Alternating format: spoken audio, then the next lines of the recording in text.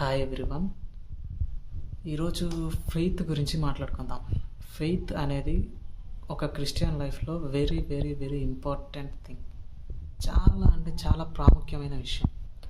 అలాంటి ఫెయిత్ని చాలా వరకు మనం పాటించాం.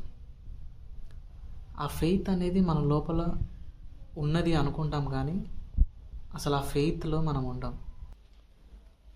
ఫెయిత్ అంటే ఏంటంటే దేవుడు ఏదో ఒక కార్యం, ఏదో ఒక అద్భుతం, మిరాకిల్ మన లైఫ్లో చేసిన తర్వాత నమ్మడం కాదు.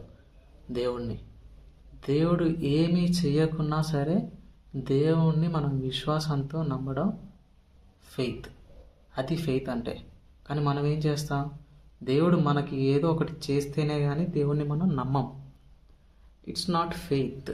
ఒకవేళ నువ్వు ఇప్పటి వరకు అలాంటి విశ్వాసంతో ఉన్నావంటే I'm sorry to say this, but అది ఫెయిత్ కాదు, అది విశ్వాసం కాదు.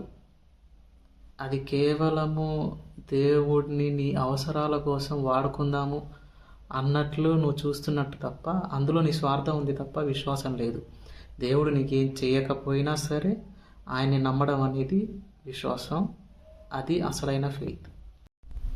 హీబ్రూస్ 11:1లో ఫెయిత్ అంటే ఏంటో క్లియర్గా ఉంది. హెబ్రీలకు రాసిన పత్రిక 11:1లో క్లియర్గా ఉంది. విశ్వాసం అన్నది నిరీక్షింపబడు వాటి యొక్క నిజస్వరూపమును అదృశ్యమైనవి ఉన్నవనుటకు రుజువునై ఉన్నది.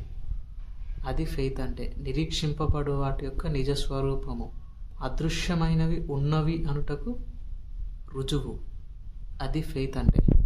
కొన్నిసార్లు మనం ప్రేయర్ చేస్తాం, నమ్ముతాం, కానీ ఏం రిజల్ట్స్ మాత్రం కనపడవు. మనకి రిజల్ట్స్ కనపడనంత మాత్రాన దేవుడు సైలెంట్గా ఉన్నాడని కాదు. అది మన అజంప్షన్ మాత్రమే. దేవుడేం సైలెంట్గా ఉండడు. ఆ పని అనేది దేవుడు స్టార్ట్ చేస్తాడు మన కోసం. నిజం చెప్పాలంటే విశ్వాసం అనేది మనకి ఏం రిజల్ట్స్ లేనప్పుడు, కనపడనప్పుడే ఇంకా బలంగా తయారవుతుంది. మనం ఇంకా బలంగా దేవుని నమ్మడం స్టార్ట్ చేస్తాం. నా ఉద్దేశం ఏంటంటే, నీ విశ్వాసంలో కూడా నీ చుట్టూ ఏం మారట్లేదు అంటే నీలో ఉన్న విశ్వాసాన్ని మార్చు. ఆ విశ్వాసాన్ని ఇంకా పెంచుకో. అప్పుడు ఖచ్చితంగా నువ్వు ఊహించిన వాటికంటే నువ్వు ఊహించలేనన్ని రిజల్ట్స్ దేవుడిని ఖచ్చితంగా ఇస్తాడు. Please believe in Jesus. దేవుణ్ణి గట్టిగా నమ్ము. దేవుడు నిన్ను మర్చిపోలేదు. నిన్ను నన్ను దేవుడు మర్చిపోడు. విశ్వాసం అనేది చాలా గొప్పది. ఆమేన్.